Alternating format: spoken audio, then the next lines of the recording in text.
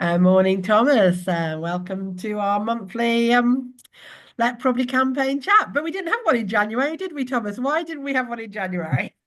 It was a bit busy with all the tax deadlines to meet with all of our current clients and new ones, and also we had a lot of let property campaigns to deal with in January, so it was a very busy month. So unfortunately, we didn't get around to doing one last month, but No. it's a bit quieter now. Luckily, Yeah, we did now make a the conscious deadline's decision gone. not to do it, didn't we, really? We just felt Yeah. like there was too much else to do. And that's great that we were helping a lot of new landlords with their Let Property campaign disclosures, really. So we had a lot of more inquiries than we normally do. And one of the things we've changed as well in our form is we've added something called the additional information box. And that's been quite interesting, hasn't it, really? Getting a bit more information from people that our form doesn't allow them for. Can you just tell me about one of them? I think the rent a room one is the one I've noticed quite a bit. Can you maybe tell me about the rent a room one? Yeah, so we had a potential client who sort of been renting a room in their own home. Um, they sort of came to us about it. And they weren't too sure on how it sort of worked. So basically, if you're renting a room in your own home and there's no sort of separate entrance to that room, it's like within the house, you would be eligible for sort of rent a room allowance. So each year you'd be able to claim £7,500 against your income from letting out that room. Um, and obviously that'll be a big help in a lot of situations where a room is being rented in your house. Um, you wouldn't be able to claim any other expenses, obviously. But if you claim the allowance, then obviously that'll be a big help in reducing your tax as well. So it's an option that's there for people who do rent out rooms in their own home. Um, but yeah, it's a good thing to have if you do rent in your house. So Okay. And I noticed some people actually, some of the letters that we've been having actually have been people who've been renting out under Airbnb rules. Is that the same or is that different? um, I believe it's the same. It is obviously you're still renting a room in your home. Obviously you're paying it through Airbnb. So Airbnb does are sort of they do have to sort of declare their landlords to HMRC, which I assume is why a lot of Airbnb landlords are getting sort of prompted through HMRC. So it's similar with agents as well. So it's definitely something that's cropping up more. But yeah, people who rent through Airbnb, if it is just a room in their own home, the rules are the same. So the rules are the same. You've got to have they use the same entrance as you. It's under £7,500. So you can't claim under the other expenses as well. So it's the same thing basically. That's fine. Yeah, no, it's one of these things that people may not know about that. And I think it's really important. If it was a totally separate property or a flat in your own home, then that's different. That can't be dealt with under the rent a room rules, and then that has to be dealt with under the Let Property campaign.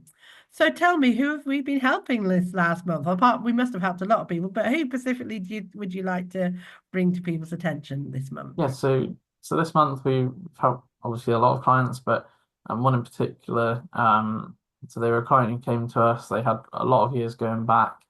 I think it was around 10 years or so.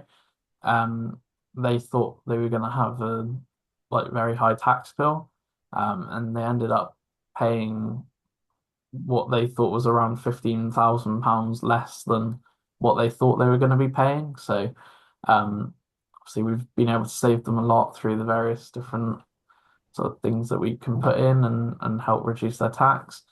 Um, and yeah, so they ended up paying us a fee of 3,200 plus VAT, which obviously when you compare that to the £15,000 that more that they thought they were going to be paying is a lot less than Yeah. what they ended up paying us. Great return on investment, and we've got them up to date as well.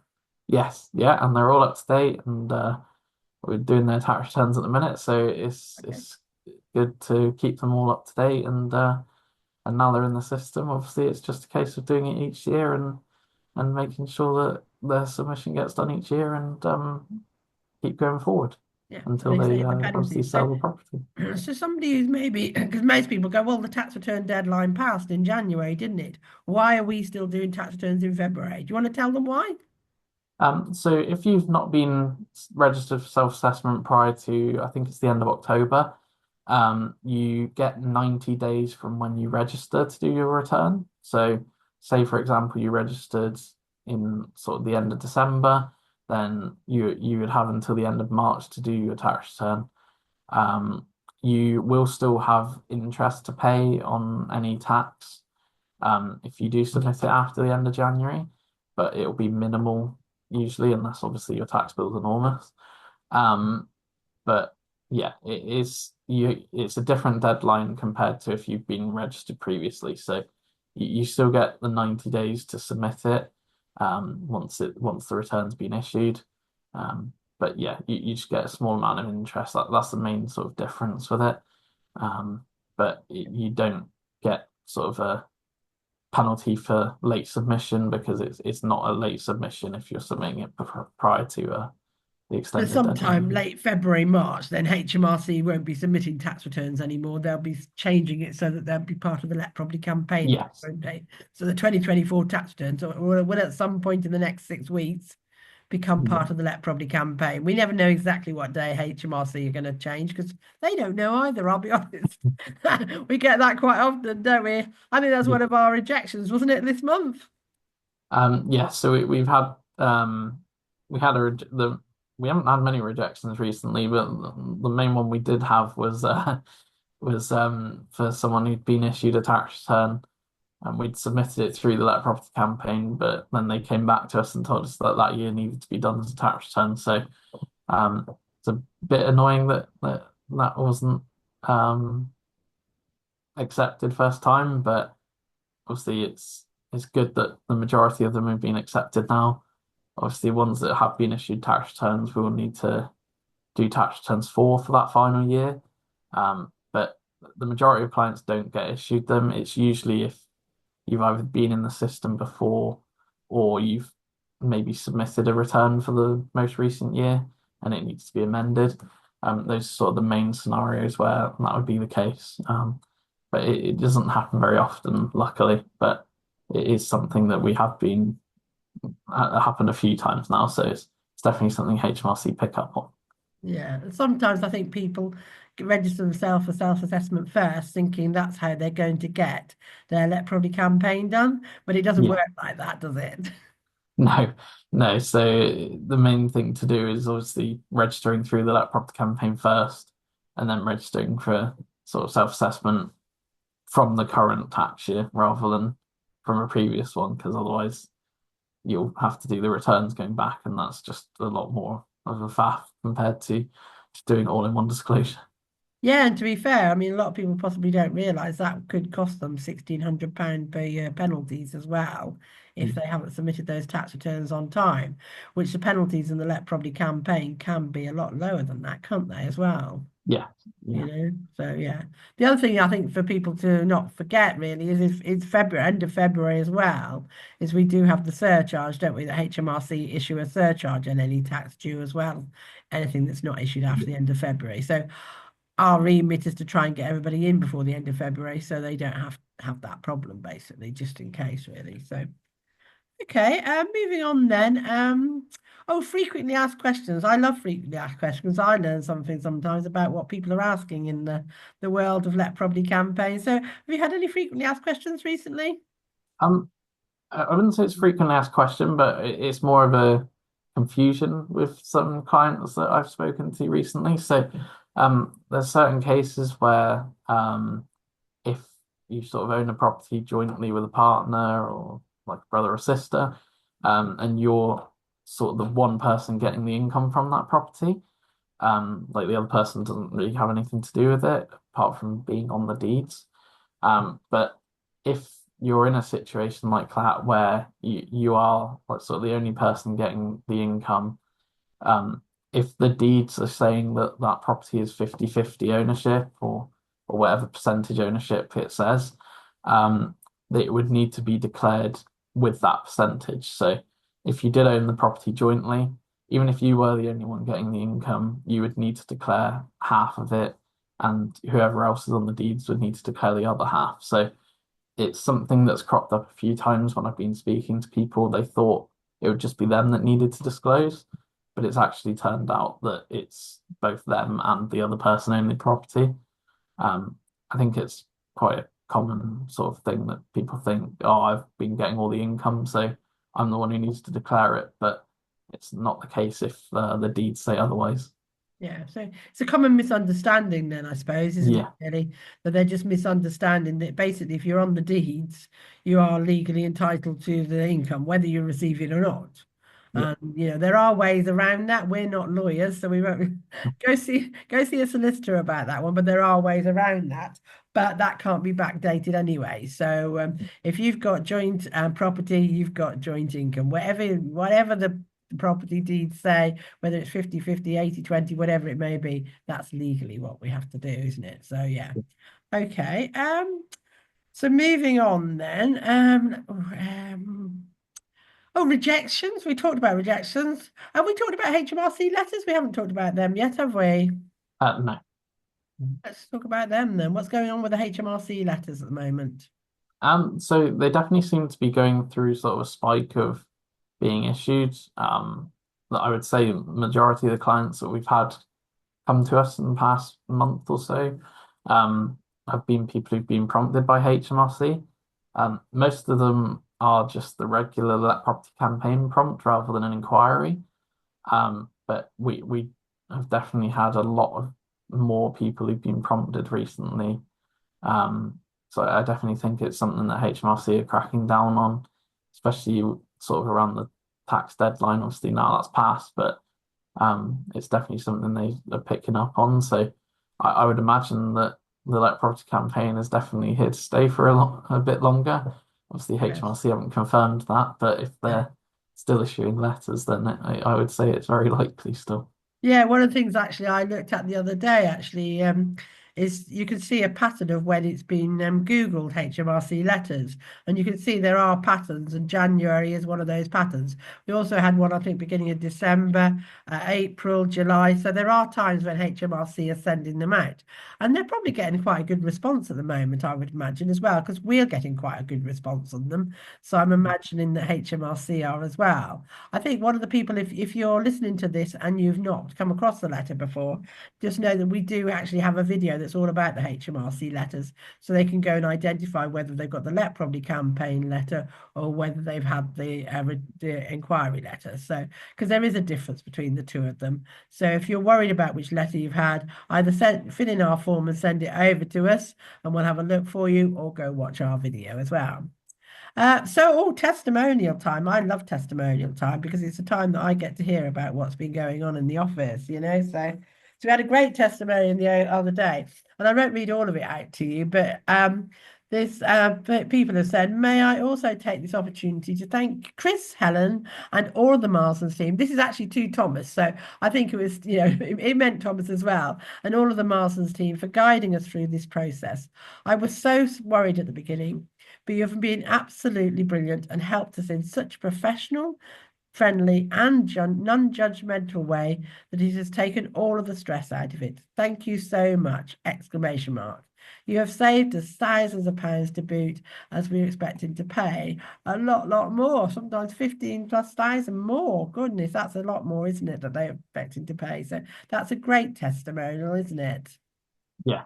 Yeah, Yeah. it's always good to hear that we sort of help support people, and obviously any stress that we can take off people, either with these videos or by talking to them and helping them out.